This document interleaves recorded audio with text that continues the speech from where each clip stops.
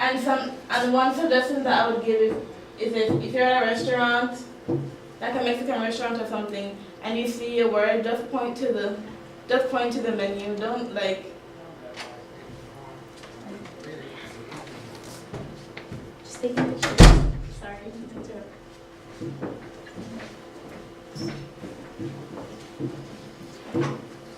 So like as I was saying, coming here from Jamaica 5 years ago, it was completely different because in Jamaica you have to pay for high school, you have to pay for basically everything. But when I came to America, I realized that high school was free, and like all those years leading up to before you leave for high school, before you leave for college, it was free. And I thought that, oh, this is so good, it's the American dream, I can come here, I can go to school for free, I can then get a full scholarship to college. But when I asked people, you know, what is the American dream, nobody really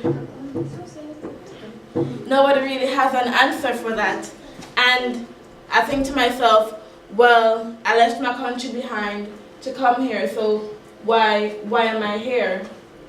And it's like, when I think of the American dream,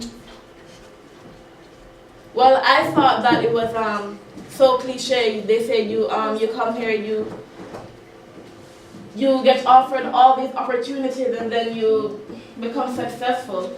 But I was thinking to myself, and I'm like, you can do that anywhere you go. If you go to Europe and you work hard, you be successful. If you go to Australia and you work hard, you can be successful. So I'm like, what's so special about America? Why do people think that you have to come to America to be successful? And I have a video, I think it's a TED Talk, where the guy talks about what I'm saying.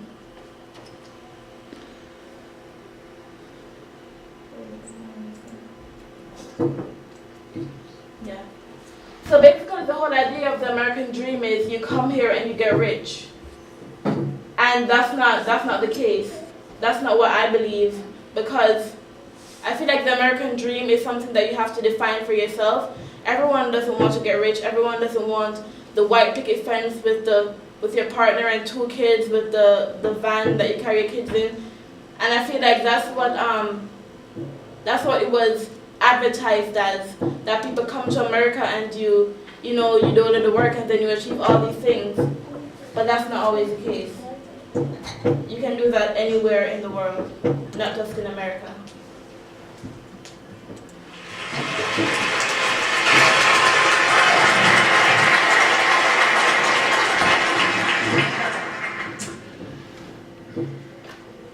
Where in the world is it easiest to get rich? That's the question I asked my professor when I studied sociology in the early 90s. Because he was having a lecture about social democracy, Scandinavian welfare state, and he was a classical left-wing sociology professor, and he could not hide his enthusiasm when he talked about these egalitarian societies with no rich people and no poor people. But I, on the other hand, I was writing my master thesis about rich people. So when I interviewed my informants from the upper classes, they all said the same thing. Life in Scandinavia is tough. We have to work twice as hard to earn money, because we have to struggle against high taxes, strong unions controlling the wages, and a generous welfare state that makes people lazy. As one rich guy told me, he said, they call it a social security net. Well, I call it a hammock.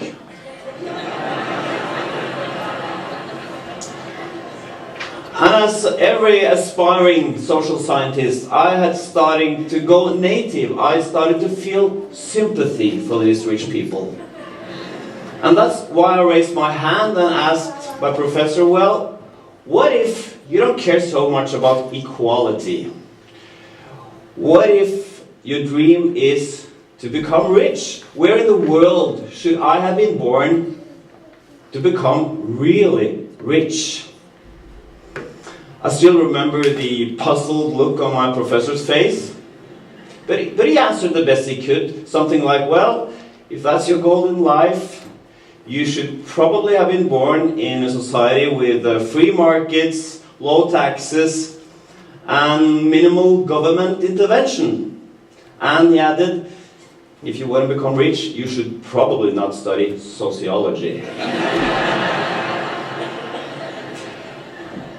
And that was a good answer, and the best guess we had back then. That is, until I saw that the University of Oslo professor in economy, Kalle Moene, actually had checked the facts. Where in the world it's easiest to get rich?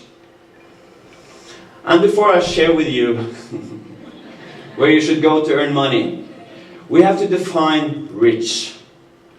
The UN talks about the poverty line. You know, if you earn less than $1 a day, maybe $2 a day, but we have to define the richness line. It's a more fun line, actually. And the most reliable report when it comes to rich people, the Wealth Report, they set the richness line at individuals with net worth more than $30 million US. And in the consultant jargon, these people are called UHNWIs. That is, ultra high net worth individuals. That guy, by the way, is not rich, he's just a model.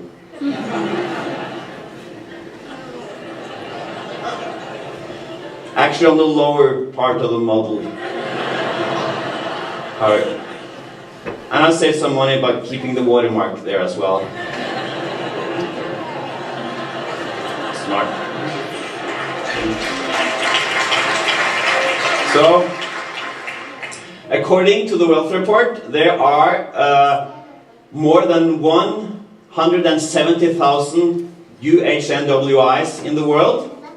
And here's the top 5 list of countries with the most rich people. Number 5, China, with more than 8,000. UK, Germany, Japan, and on top, of course, United States with more than 40,000 rich people. But of course, we're not interested in the absolute numbers here. We are interested in rich people per capita, per million inhabitants.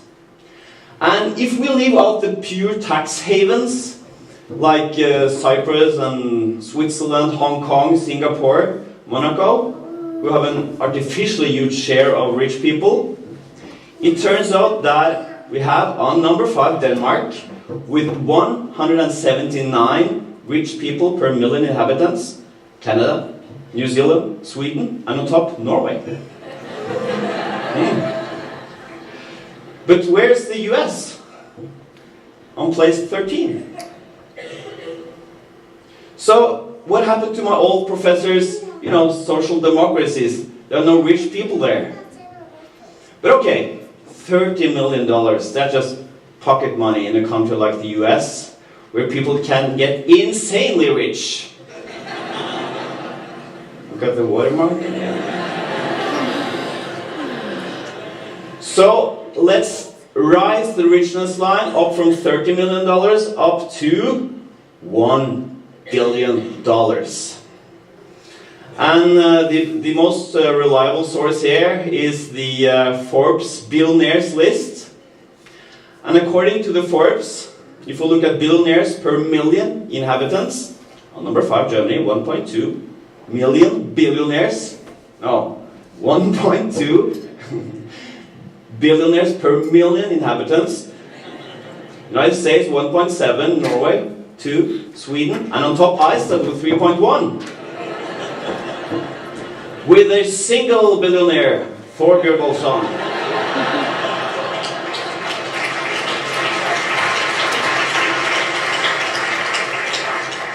He could have been a model.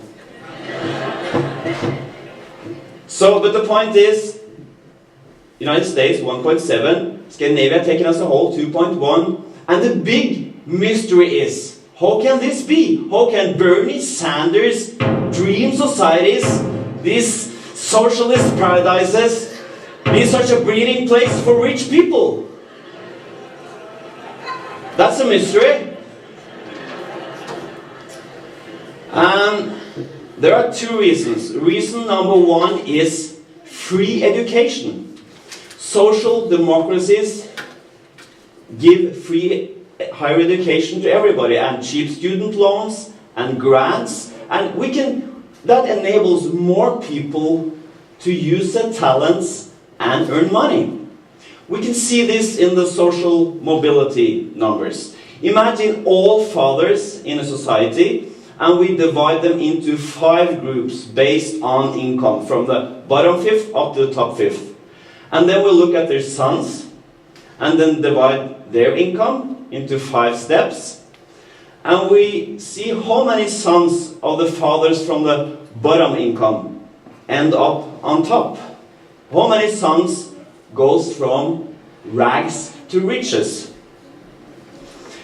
If it was perfect social mobility, if talents and opportunities were equally distributed, 20% from the bottom would end up on each of these 5 ladders. So let's look at the numbers for the different countries. In Denmark, they're pretty close to perfect social mobility, with 14% goes from rags to riches. In Norway, it's 12, Sweden 11, United States 8. Because of free education, there are more self-made men in Scandinavia than in the US. And if we look at those sons who don't end up on top, but stay on the bottom, who goes from rags to rags. Again, 20% would be perfect mobility. In Denmark, 25% ends up on the bottom. Sweden, a bit more. Norway, look at the United States. This is because education in the United States is very expensive. But the second and most important explanation for Scandinavia being such a breeding place for rich people is this.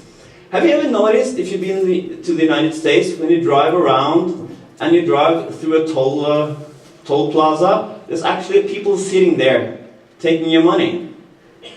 Compare that to my local toll plaza.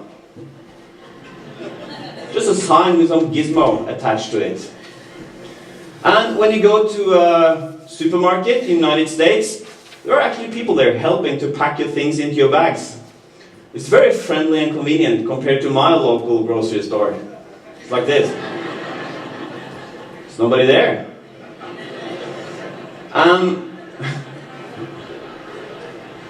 The biggest shock I had when I went to the US for the first time, when I went to the restroom, there are actually people working there. Compare that to my local public toilet. There's not even a cleaner there. It cleans itself automatically. And the reason for this difference is that Scandinavian unions are pressing up the minimum wages. So it's so expensive to have these people working there. In Norway, a toll booth operator, supermarket packer, and a restroom janitor would earn almost 3 as much as in the US. And that's why we have replaced these people with machines. And that is why I was surprised when I saw this article in the New York Times in 2014. Preparing for chip and PIN cards in the United States.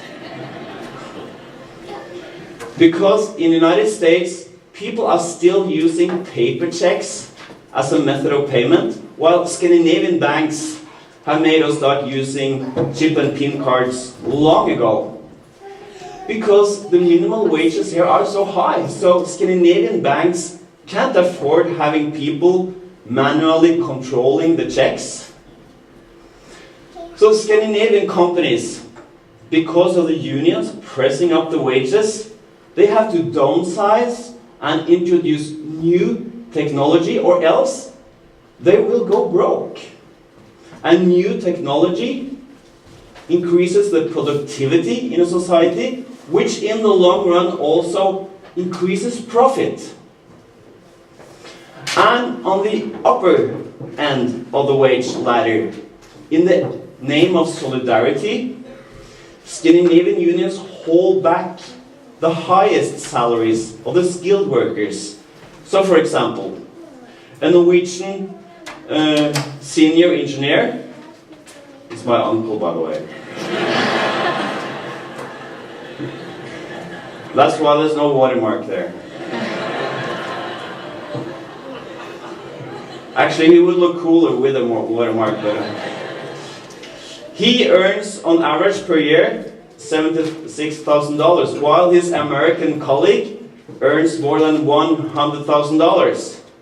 So, American engineers, they are not only more good looking, but they are more expensive. So, of course, this wage restraint on high-skilled work is good for profit. So, the unions are in effect subsidizing the capitalists. I wish I knew all this when I gave up a career in social science, because the beauty and the irony of this finding, I think it's amazing. On the one hand, you have my rich informants that complain about how hard it is to get rich in Scandinavia, and they had it all wrong. Not only is it easier to get rich in a social democracy, but they are critical to the very institutions that have helped them getting rich. High taxes, which gives free education and more talent into the economy. Strong unions that are helping increasing the productivity. And the generous welfare state that make the unions accept downsizing because they know that their members will be well taken care of. So the unions cooperate because of the safety net. So rich people are a bit like Immanuel Kant's famous bird, who thinks she could fly even faster in airless space, forgetting that it's the air itself that gives her a lift. And on the other part of the political spectrum, when Bernie Sanders is praising Scandinavian societies, he forgets that these are not anti-rich or anti-capitalist systems, because the welfare state and unions work in tandem with capitalist dynamics. And I think that is the most important lesson here. The economy is not a zero-sum game. We're in this together. And that is why Scandinavia is a better place to fulfill the American dream than America itself. Thank you so much.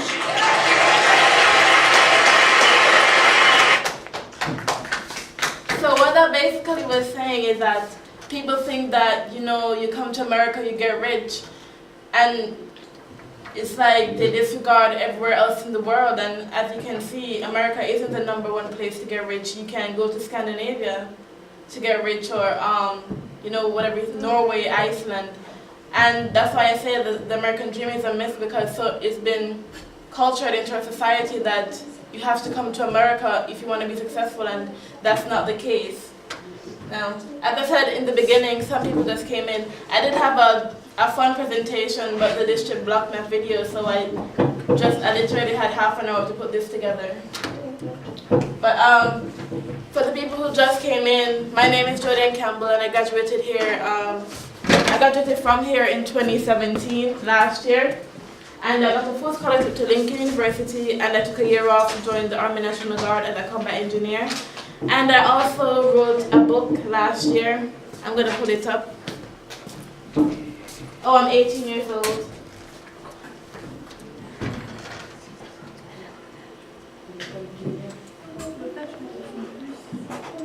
Oh, it's right here. So this is my book that I wrote. It's 226 pages. It was published last year, September 13, 2017. I have like a couple pages.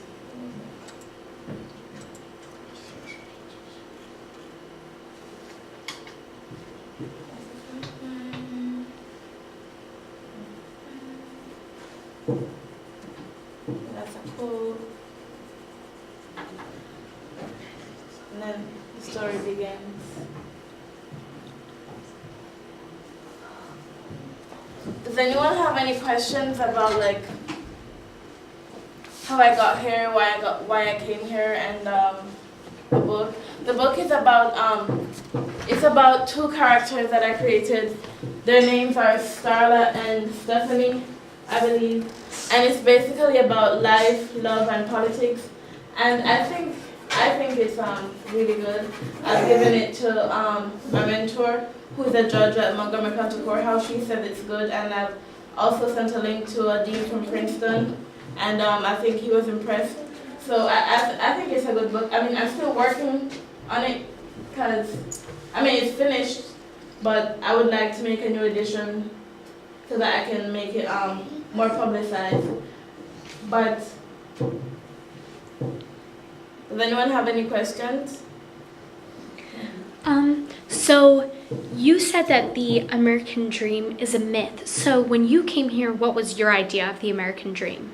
My idea of the American dream was I would come here, it would be easy to like get rich and just like get a house or whatever. But when I came here, it was like I had to literally start from the bottom and build up, and it wasn't as easy as I thought it would be. People that live in America, so, oh, you come here, you get rich. A lot of my friends, like when I was in Jamaica, it's a thing where they call it brain drain. It's where they educate you. Because I went to one of the best schools in Jamaica. I went to Women's Trust High School for Girls. It was one of the best high schools in Jamaica. And in Jamaica, high school starts at 7th grade. So it was normal for students to go to high school and then to come to America. Like a lot of my friends, most of them didn't graduate with my friends in Jamaica because they came up here. They're in New York, Florida. So it was a normal thing to move from Jamaica to Florida, and they called it brain drain. And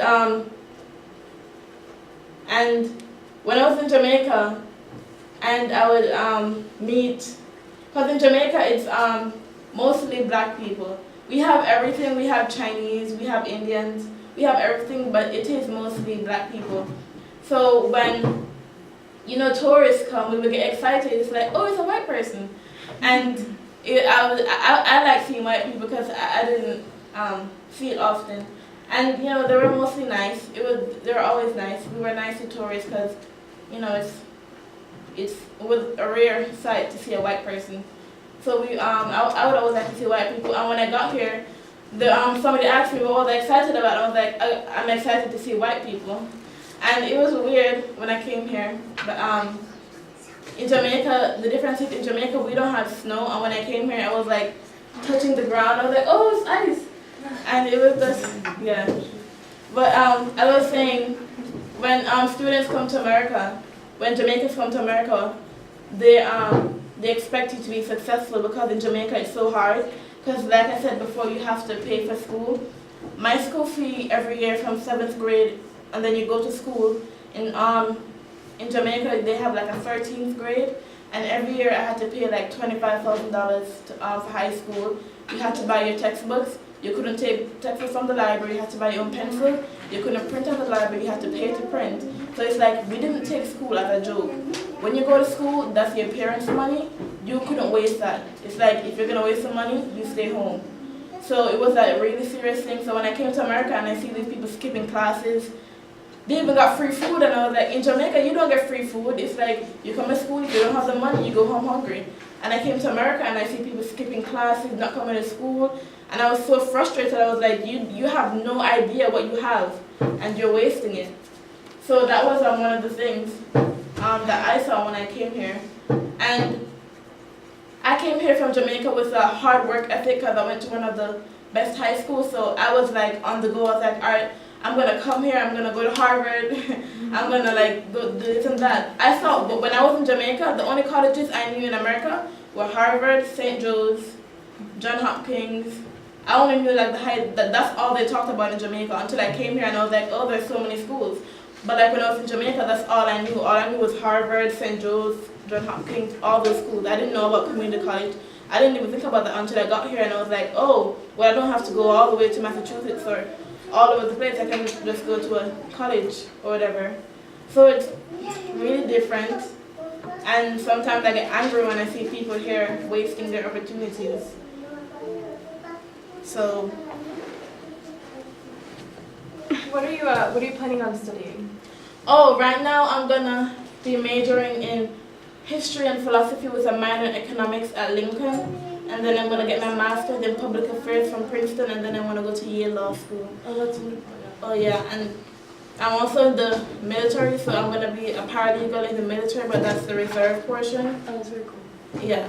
Do you think that because of the brain drain in Jamaica, there's a brain drain? I recently watched a documentary. The economic situation isn't awesome there. Yeah. Would you consider returning to? Yeah, and that's what some of the politicians in Jamaica, they hope that when we get here, we at least, because when we send money down and the currency changes, that increases the it helps the economic community down there when we send American dollars down.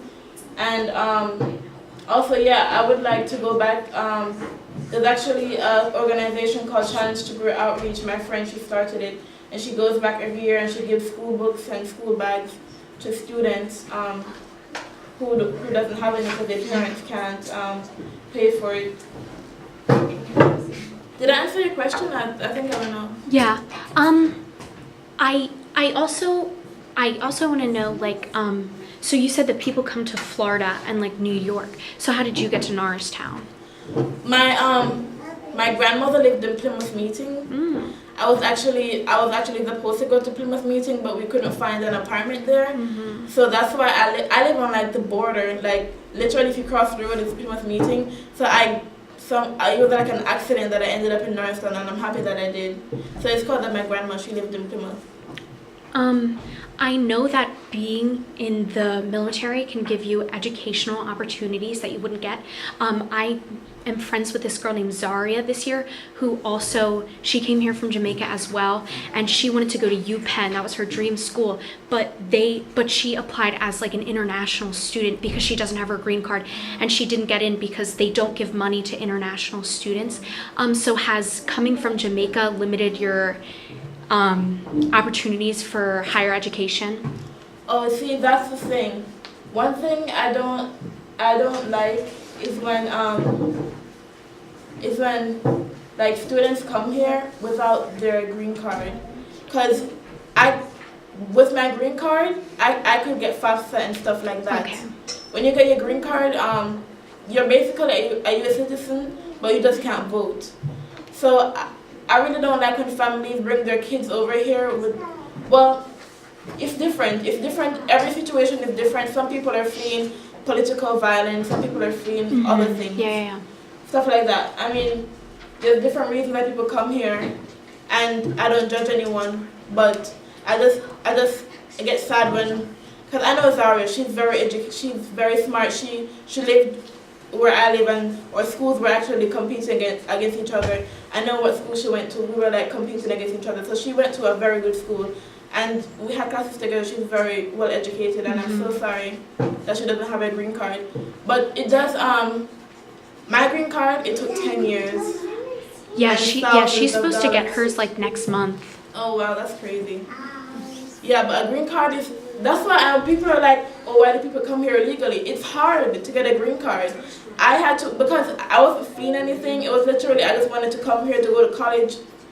But it's like, it took 10 years and hundreds of thousands of dollars for me to come here. It's hard to get a green card, and people wonder why do people come from here? Why can't they come legally? It's hard.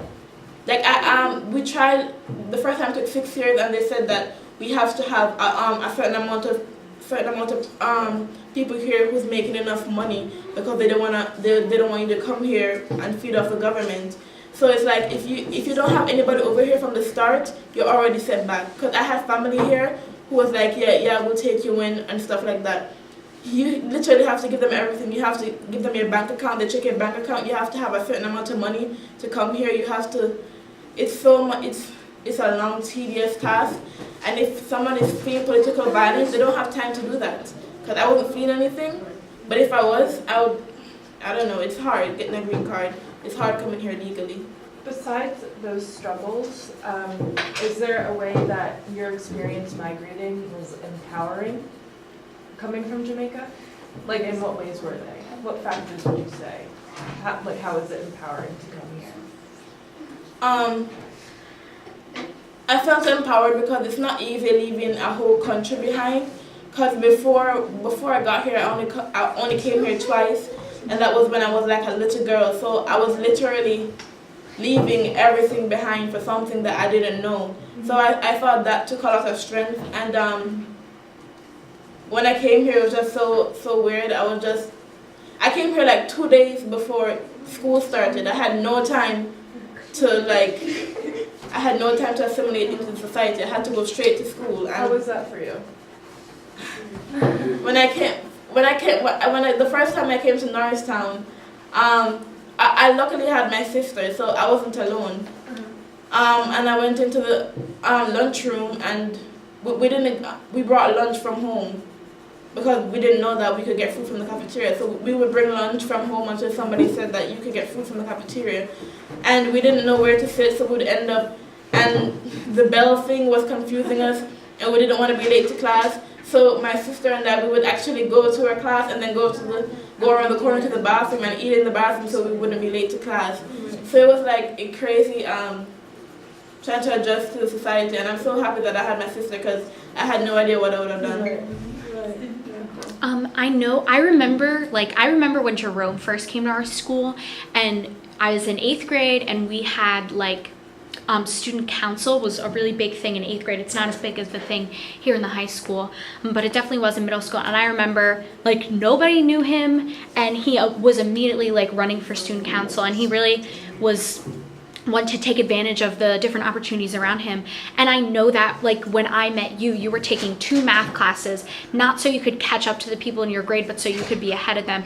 And I know that how involved you are, we're in extracurriculars, and really taking advantage of what you were given. And so how does that parallel to the extracurriculars and the opportunities in school in Jamaica?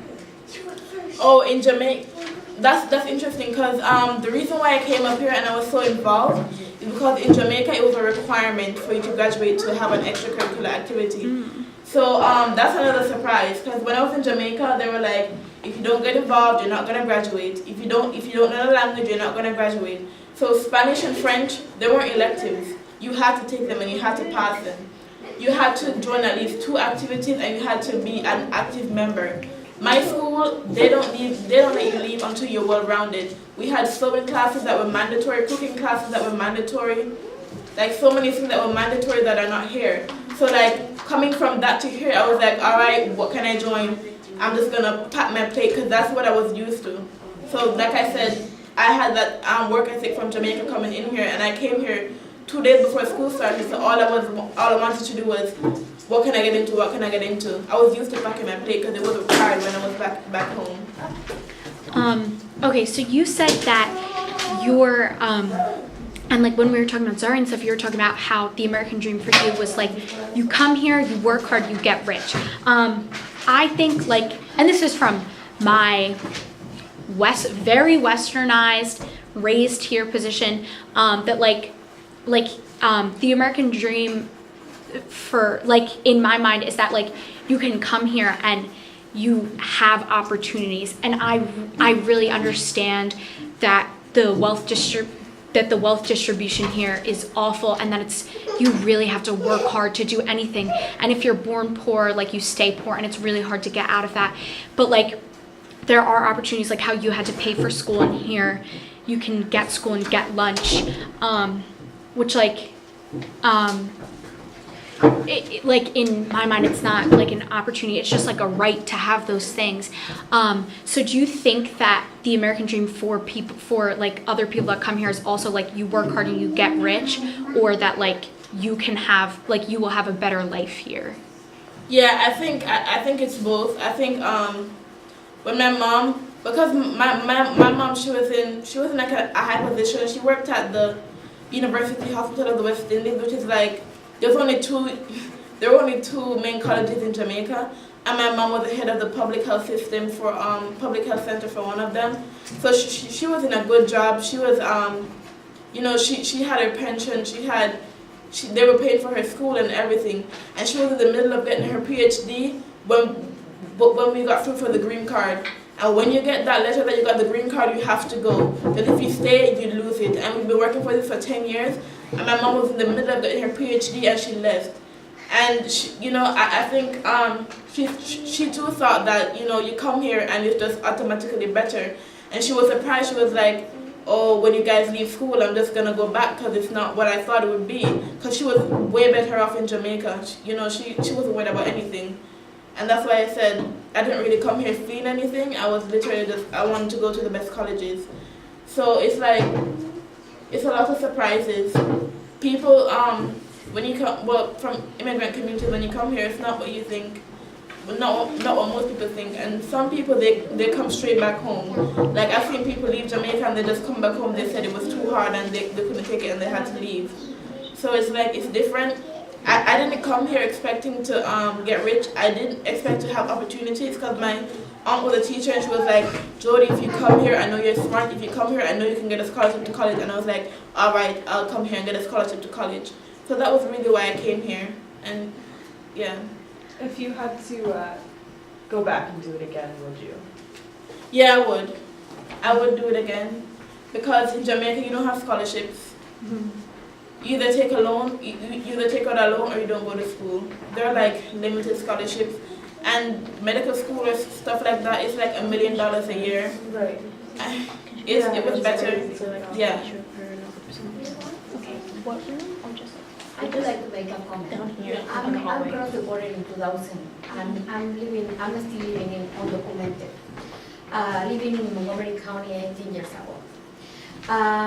When we saw the video said the richest countries is in Europe. Mm-hmm. Nothing in Latin America, no matter is USA.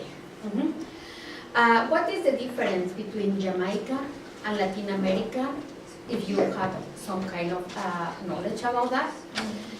Because my own experience for the, mainly I'm Mexican, from the Mexican people, is came to USA, work 2 years for make some money to make a business in our country. But later, I came for the 2 years, and I'm still living here, and with no penny in my pocket, and the same thing, surviving the American dream. I hear the same story from Turkish when they immigrate to Germany. The same, they are looking for 2 years working in Germany and go back to Turkey. But at the end, they are still living there. We have 300,000 of immigrants around the world. This is the same amount of the population in USA. Imagine how many people migrate around the world. And I would like to have the question, like, if you see the same poverty in Jamaica than in another countries, like, I'm not sure, you have a lot, this is diversity, like, this is a lot of people from different countries, and this is, I guess, repeating the story, because Europe, people from Europe came to USA looking for the American dream, but that's why many things changed after. Yeah. In Jamaica, yes, there's definitely a lot of poverty. As I said before, you have to pay for school. So, like, if your parents didn't have any money, most times, you know, you had to sell stuff on the street because, you know, it's not easy to get a job because, you know, when you're 16, you can apply to Wendy's or you can apply to Chick-fil-A. That's not in Jamaica. We have grown people working at Wendy's, grown people working at those stores. You can't be 16 going for a job unless you know somebody. So it's really, really hard to get a job in Jamaica if you don't have an education, and most people can't afford it. So we definitely have a lot of poverty, but we do have like farms and stuff in the country. I lived in the city, so that's why I went to school. That's why I learned English and stuff. Because when you like go further into Jamaica, some people you can't even understand them. When I go down there, sometimes I can't even understand what they're saying because they didn't go to school, so they don't like. My patois in Jamaica, when people patois, it's kind of watered down because I had an education. But like when I go into the mountains and the countries, sometimes I can't even understand what they're saying because they didn't go to school at all. So yeah, it's there's definitely poverty. It's either you go to school, you work on a farm, or you sell stuff, or you work in a shop. You work with your grandparents. Most times your grandparents own shops. So it was like, yes, there's definitely a lot of poverty since you have to pay for school. So you came here, as an immigrant, hoping for opportunities. Your aunt said that you're smart enough. I mean, I know firsthand that you're definitely smart enough, but there's just so, here it's really, unfortunately, not about how smart you are or your skill set. It's about how much money you have in your pocket, it's about where you're from. It's about what you look like.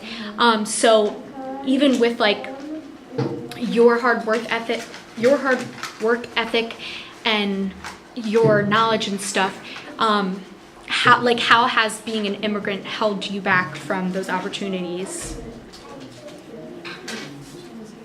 For college? Yeah, just for different things in life. Yeah. Because there is just a lot of discrimination, unfortunately. Mm-hmm. So when I was doing my college application process, and some people were telling me to apply to these big schools or whatever, and one thing that I found out is that when I heard side conversations, they'd be like, oh, the only reason you get in is because you're black. The only reason you would get in is because you're an immigrant, or the only reason you would get in is because you're different. And I'm like, I don't want to go to a high-profile school and then somebody be like, you only got in because you're black. That's why I decided to go to an HBCU, so to prove to people that I can go to an all-black school and still come out successful. That's why I decided to go to Lincoln University, which is the first historically black college. Because I was like, I'm not going to go to some white school, sorry, whatever. No. And then people are like, you only got it because you're black and that's why you're here. And I'm like, no, I'm going to go to a black school, I'm going to be successful, and then I'm going to show you that black schools are worth it.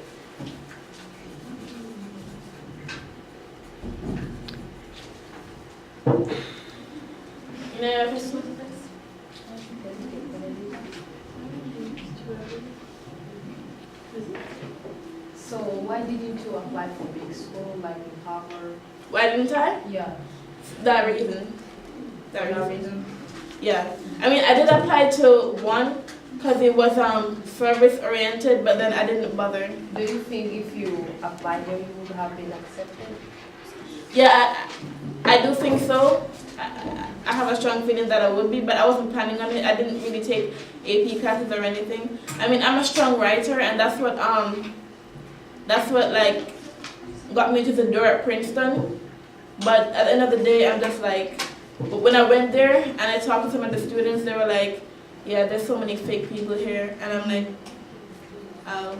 yeah. In my experiences, I go to Westchester right now, and I'm pretty involved in the academic side of things. I'm constantly hanging out with my professors and stuff. But you go and you sit in the library, and you overhear the conversations of other people, and I have to sit on the quiet floor because I can't take those conversations. People don't like the general education experience, but what you get in Jamaica is the fact that you can't graduate until you're a well-rounded person. But people want to go into college here and take the quickest route out, and they don't want to care about anything else except getting their business degree and making money. And unfortunately, that means that people are not well-rounded a lot when they go to college and when they get out, because it's one of those things where everybody tends to go. Yeah. And for instance, right now I'm a political science major. I don't know what the heck I'm gonna do. I graduate. I don't know. But, you know, the one thing I tell people is I don't care because I'm a well-rounded individual and I understand how the world works. So we'll see how that goes. But, you know, when you go to college and you may hear some of these discussions about how your general education doesn't matter, or, you know, I hear, what did I hear?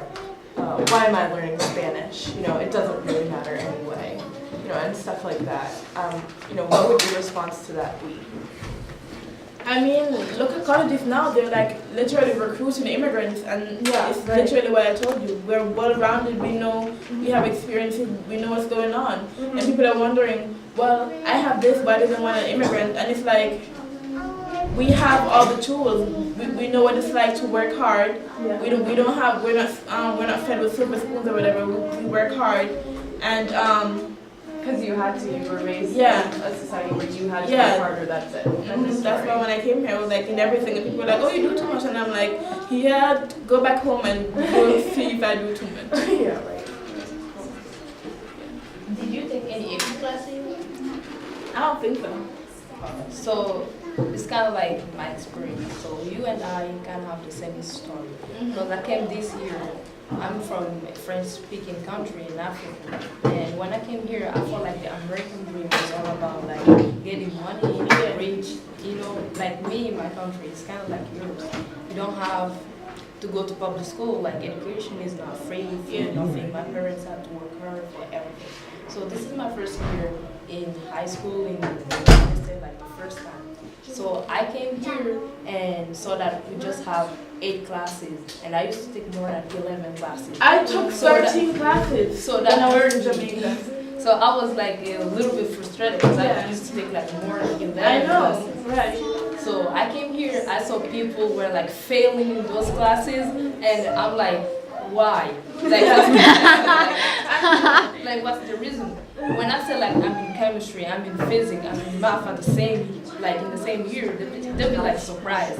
I'm like, I used to take that more than 4 years, so that kind of frustrated me. So I was thinking about applying for big colleges like Ivy League, but I didn't take any AP class. I was thinking also for scholarship, but I don't know how to get it. I would just do it anyway. Yeah. But the AP difference classes, is like I'm not an immigrant because I was born here. Right. Oh, you were? Yeah. Oh, then you can It doesn't matter. I don't think it matters. No. Yeah. I mean, because AP classes, everybody says, oh, AP classes is AP classes. I never took an AP class. And I don't think I'm less or than anybody else. Or, If you're done with your presentation, you can head down to the cafeteria to have lunch. Okay, what time is it? It's 11:42 and it's over at 11:45. Oh, okay. but since you already have a strong work ethic, I think you could show that in an interview or anything else, which would totally put you Yeah. ahead anyway. If you're a good writer, then you'll be fine. Because colleges look at the essays. When I was talking to like students at Princeton, they weren't, all of them using their valedictorians, most of them aren't. Like the people who actually have a story, they weren't like number 1, 2, 3, or even 10. As long as you have a story and you can write, you're like well vocally like prepared and you write well, they'll see that. Show It's not just about your grades. I mean, you have to have good grades because it's an Ivy League, but you know, you have to be different because thousands of people are applying. If you have a voice and you have a unique voice, you'll definitely be heard. Alright, thank you. Oh, and also if you, oh yeah. No, And also if you when you go to an Ivy League, they give you money based on your needs. So if you need the money, they give it to you. So you don't have to worry if you like get Ivy League. Well, not UPenn. UPenn doesn't give you anything. But like a Harvard, Princeton, they give you money. Alright, thank you. As an immigrant, what would like to have a message from you to the entire in the entire humanity? Humanity? Oh Lord. Imagine you are talking to the world. What is your message as an immigrant in USA? To the whole world. I would say to be accepting, to be understanding, and to not judge just on what you see, and to try to understand the person different, and not to stereotype everyone as a whole, but take on everyone individually and try to understand them. I have one more thing about Jamaican school. We don't have, you know how you have like summer schools here to like make up classes. We don't have that. If you fail, you take the whole grade over again. I don't understand. If you fail a class in America, you can take that in the summer. Summer classes in Jamaica are for you to get ahead, not for people who are behind. And that's all that I have to say. A little bit like harsher, I want to say, with like getting when you're getting caught, it is a lot harsher just because they know what goes on at college. So where Cabrini is, we are right across from Eastern University. Now they are a lot more stricter than we are.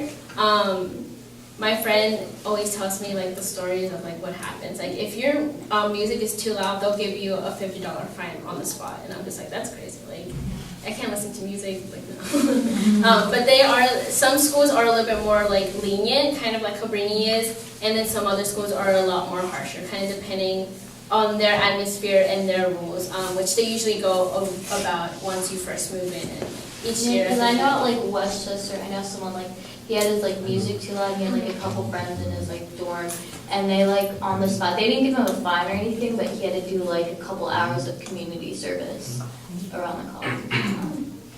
Cabrini needs to do that. Go to Cabrini.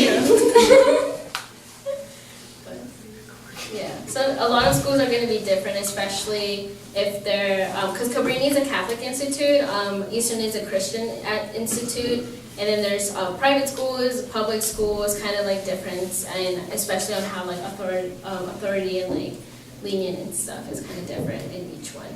It's kind of how people see public school and private schools differently. Do you guys have any other questions? Cabrini, my experience, scholarships? I know your experience. Tell us about your experience. So I am from Lewis, Delaware. So I grew up on the beach. I lived on the East Coast my entire life, other than when I was in Mexico. So when I was looking for schools, I wanted to stay on the beach, but I ended up coming to Cabrini. So when I first moved in, I was like, there's a lot more trees than I thought there was going to be. So it's definitely different adjusting from being in a place where all I like saw was the sky and the water. Coming to Pennsylvania, there's a lot of trees, there's a lot more bugs, kind of thing. But the way I saw school was, I wanted to be involved. In high school, I was very shy. I didn't talk to anyone except for my like 5 friends and my one teacher. But I wanted to be this outgoing person. I wanted to make my mark at Cabrini. I want people to know who I am. That's definitely been happening just because. Thank you. Yeah. As people say, like some of us will be Cabrini famous, just because we do take a lot of things at Cabrini. I'm on the Cabrini website. I'm on one of the Cabrini brochures. Because I'm a student ambassador, I'm on the little postcard that you will get after you get a tour. I'm there for students when they first think they're coming to Cabrini, so prospective students. We have orientations for them when freshmen come in. I'm one of the first persons they see, even though I'm short, they still see me. And I see it more as like, I want to give back to students the way people gave back to me, giving them opportunities, helping them out, especially through one of the programs that I do, which is called Cavs Care. So Cavs Care is more mentoring mentees who are first-year generations in school. So I was the first person in my family to go to college, so it was kind of, I was a test child for my family to see how Cabrini was going to be, how college was going to be for them, how were they going to adjust from having one of their child being gone more than half of the year. Because I only live 3 hours away, I don't go home as often as most other students, so I go home only on holidays. My parents hate the fact that I only go home on holidays, but when I go see them, it's very, they really enjoy it. We make the times, we're not fighting or anything. Like, we make the moment count just because we don't get that much moments. especially during the summer since everybody is always working. I barely get to see my brothers. Our schedule is switched. I'm at work, he's at home, I'll be at work, kind of thing. So it's kind of like switching off on like who gets to see who, kind of thing. But it's a little different adjusting from school, especially since I wanted to stay busy. So I started doing all of this on campus. I started working all of these hours. I started to do more in school with my classes.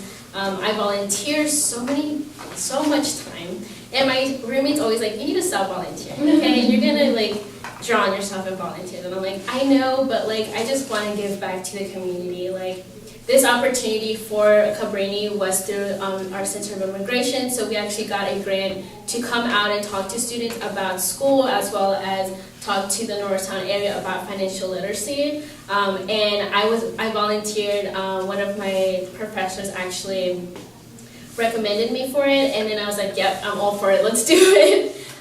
So kind of taking advantage of anything that you are actually passionate for is definitely going to be one of the biggest things that I took part of, especially going into my sophomore year. My freshman year, I just wanted to be involved. I was involved in like 10 different clubs on campus, and then going towards my like sophomore, junior year, I kind of like went down on which ones actually meant something to me. So right now I'm only part of 4 different clubs. I'm on exec board of all 4 of them. So I still keep myself busy, and then I just joined the campus activities, so I do like campus activities on campus now.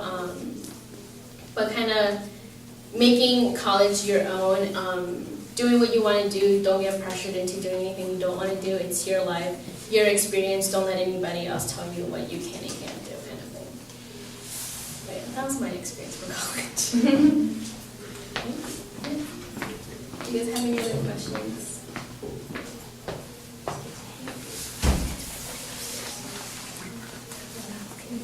There was another girl supposed to be here.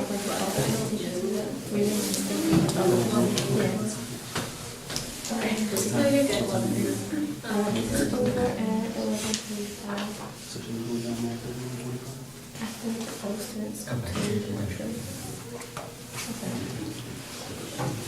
So the girl that was gonna come with me, she actually had another prior thing, but After you're done your presentation, can you go take a picture with the rest of the presenters? yeah.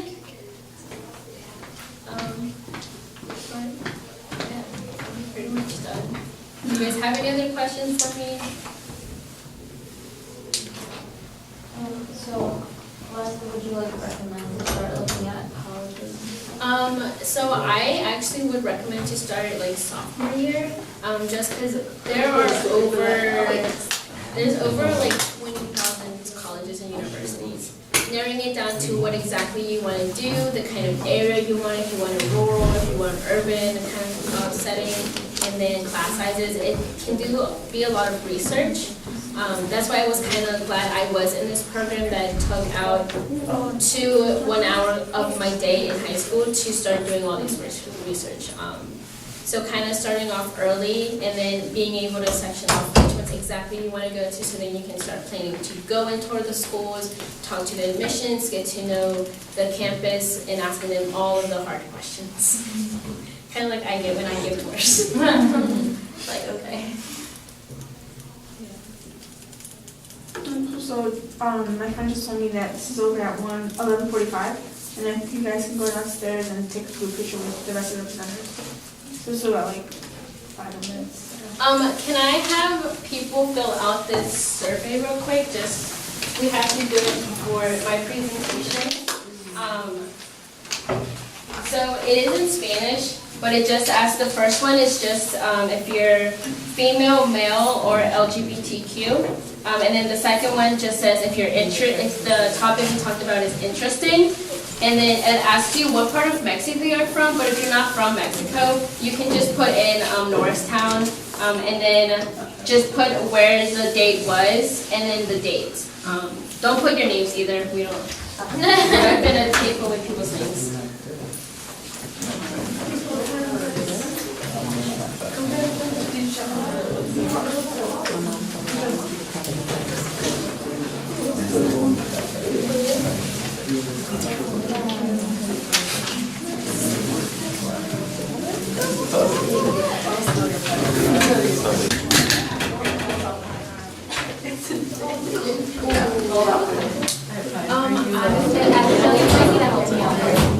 guys want to fill one up too?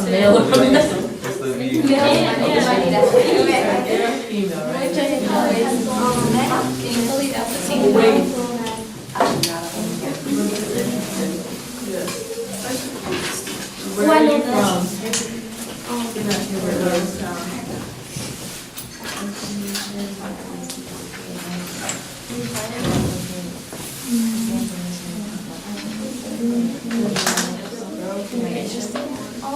Does anybody else need an index? Yes, so the first line just says, where is it? So you Would I guys type say, that on high school. Homebrew? Are you male? No. No. And I just say, C. And then, Say north. yes. So 28. And then you're gonna put the location and the date. So North Centenary High School. You guys Just just put NAHS. Yeah, you guys can just use abbreviations.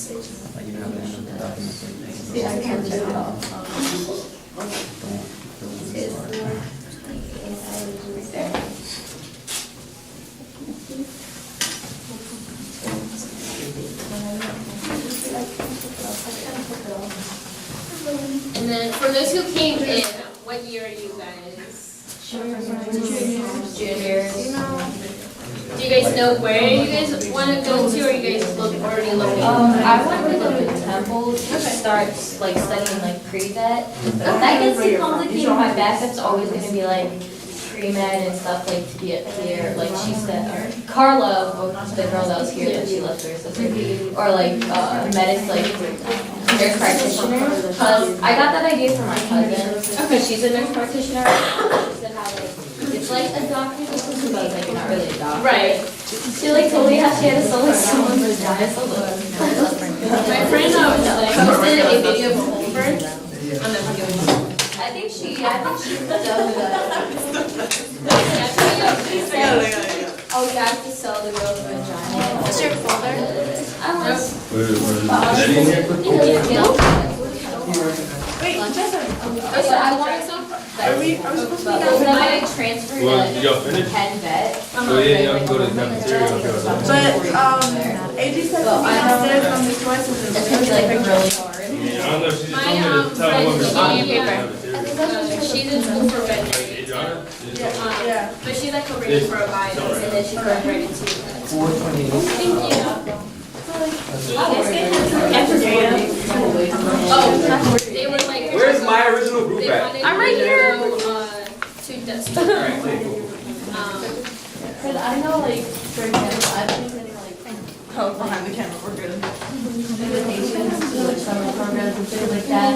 And like some of them are only in flowers. You're gonna snap the camera off. Like. So I would say definitely take the advantage of the summer programs, especially if it's because they see you want to be part of this like major, you want to do this for your community kind of thing. Don't let your parents stop you from doing. I will talk to them. My parents will talk to them. If they talk to parents who have children who are far away, they can tell you yes, it's very stressful, very like anxiety. You're the freshman first year, but you kind of get that sense of trust with the student. You trust your child. You like get to know them more than you thought you would get to know them. Like they get to realize I don't really call them that much because I'm always busy. But they would have never known that if I didn't go to school. They would have known that I am very passionate about service on all of this. But don't let anybody stop you from going to different places. Find different places. And there are schools that give students full rides for like motor vehicles. So it's just how much you look into the school. Because I have a hitchhiker stuff. Yeah. Like, if I'm just like this. Okay, you guys are going to the cafeteria? I'm following you. Yeah. Is it?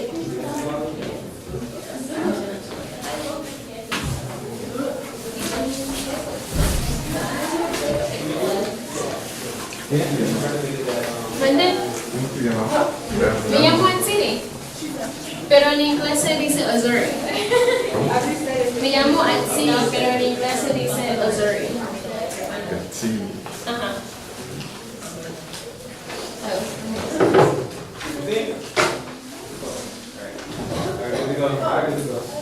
Yeah, I mean, if anyone would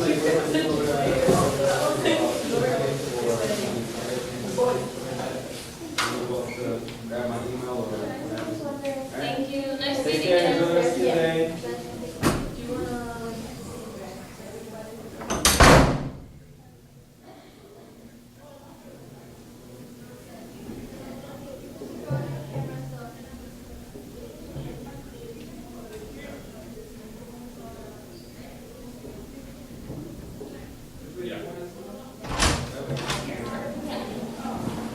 Okay, I'll. Came from a supportive family environment, take one step forward. If you what? Came from a supportive family. If you came from a supportive family environment, take one step forward. Again? Were your parents supportive of like your decisions or yeah. your goals, anything like that? All right. If you felt like you had adequate access to healthy food growing up, take a step forward.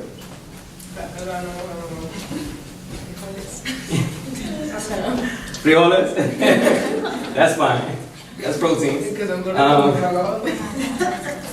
Yeah, that's too funny. If you get time off from school or work for your religious holidays, take a step forward. So We definitely do. We do. oh yeah. Yeah. At least hour breaks. No, Yeah, that counts. That counts. I forgot about that. Hey, what is it, Lent? No. No, I don't even know. All right.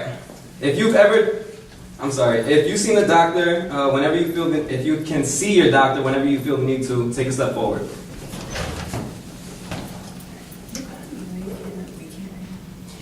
If you've ever tried to change your speech or mannerisms to gain credibility, take a step back. What do you mean?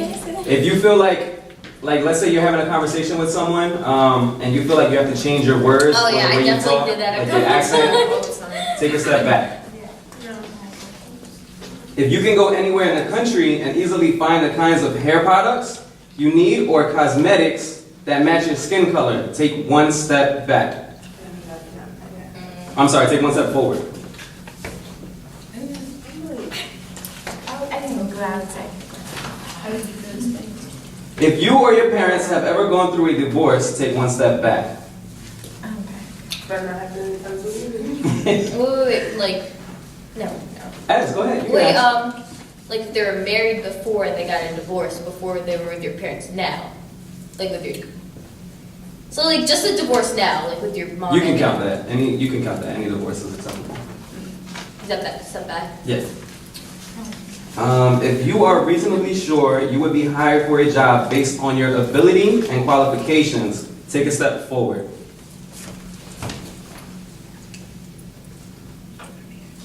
If you would never think twice about calling the police when trouble occurs, take one step forward.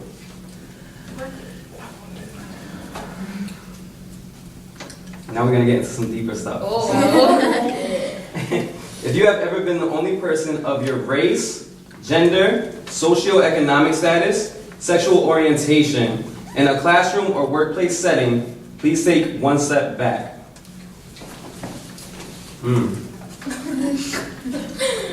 It's come.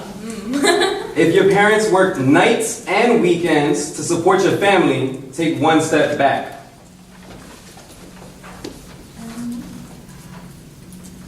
Okay.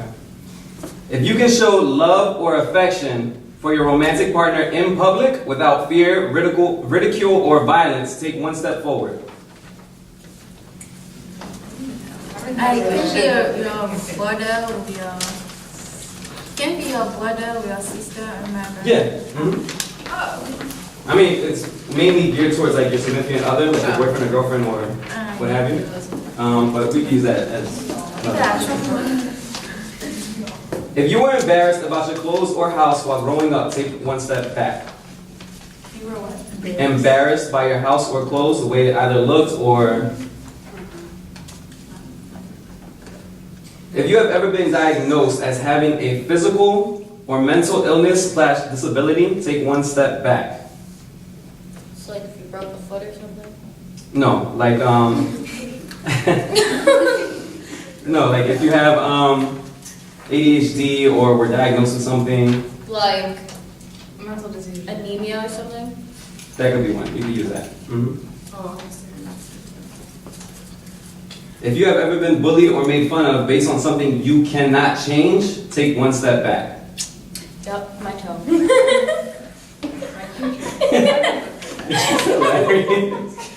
I'll tell you guys the story later. Alright, sounds good. If you had a job during your high school years, take one step back. Or if you have a job currently, take one step back. Visit me at Indian for free pencils.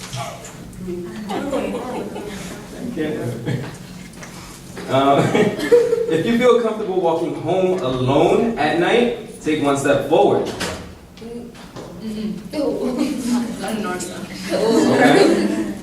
Alright. If you have ever felt like there was not adequate or accurate representation of your racial group, sexual orientation group, gender group, or disability group in the media, take one step back.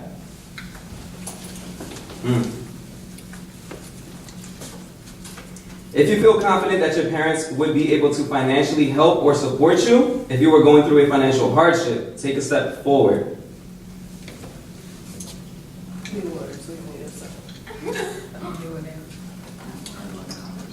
No? Like you said my family or? Yeah. If you can make mistakes and not have people attribute your behavior to flaws in your racial/gender group, take a step forward. Do you want me to explain that? Yeah. Alright. So like let's say somebody gives you a task and you don't complete the task fully. Or like if you make a mistake. Right. Basically. Right. And they say, oh, well that's because all Latinos or all blacks or all whites don't ever get it right. I wish somebody said that to me. Take a step forward if you don't feel that way. Alright. If you ever went on a family vacation, take a step forward. Okay. If you can buy new clothes or go out to dinner whenever you want to, take a step forward. Wait. It can be a big event. Big events as well, yeah. Any type of outing, really. Yeah, paychecks are where it's at. Every 2 weeks, right? Yeah. If you have seen a model of the same race as you in an advertisement sometime this week, take a step forward. This week? This week, yes. Like in person? And like on TV? No? Wait. Actually, yeah. I had to think. Okay. If one of your teachers is the same race as you, take a step forward. Any one of your teachers. Hold on. Okay. If you have ever been in an interview where your race was brought up, take one step back. Like when they ask you where you're from. That could be an indirect way of figuring out race, yeah. Take a step back if that occurred. If one of your parents was ever laid off or unemployed, not by choice, take one step back. And then lastly, if you were ever uncomfortable about a joke or a statement you overheard related to your race, ethnicity, gender, appearance, sexual orientation, but felt unsafe to confront the situation, take a step back.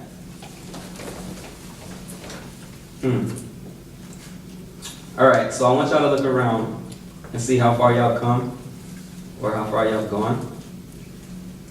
And realize that, so this entire game was to display some of your privileges that you may have experienced while growing up or family related, and realize that others aren't as advantaged or others aren't as disadvantaged as you may think. So to tie it all in, We're sisters. Don't come on. Oh, y'all sisters? Yeah, I don't know why she always back there.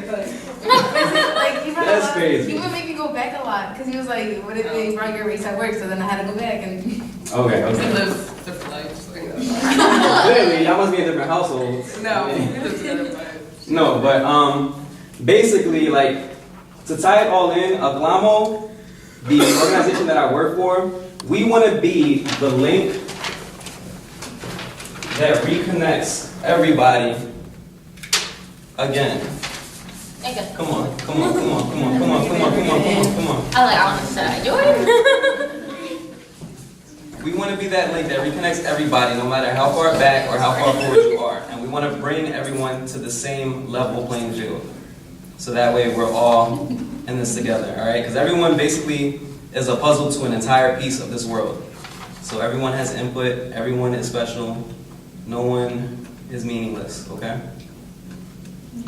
All right? That was it. How'd y'all enjoy it?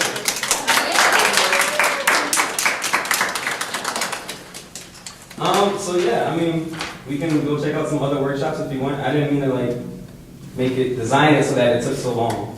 I actually wanted you all to get experiences from other workshops as well. Isn't this workshop like an hour long? It's supposed to be, yeah, but I purposely didn't make it an hour long so that way you could also attend the other ones. Oh, really? Yeah. Fine.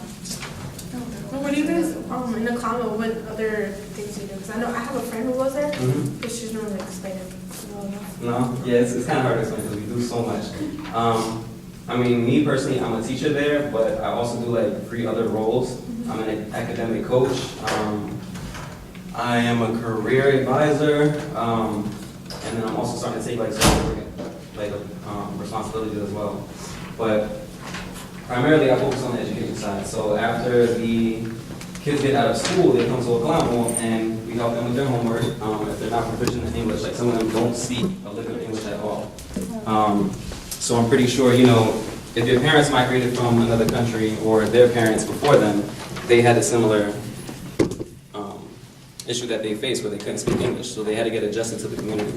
That's what we're trying to do. We're trying to help the individuals who are either coming or who have just arrived or who have been here who aren't adjusted in the community, trying to help them navigate through it. Okay?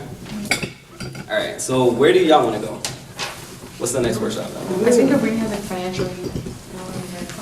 Cabrini? All right, let's all. Who wants to vote for Cabrini? Wait, or what other workshops? I have no idea. Oh, Nobody told me anything. I have the paper. No, I don't know. Like that comment because it's like financially.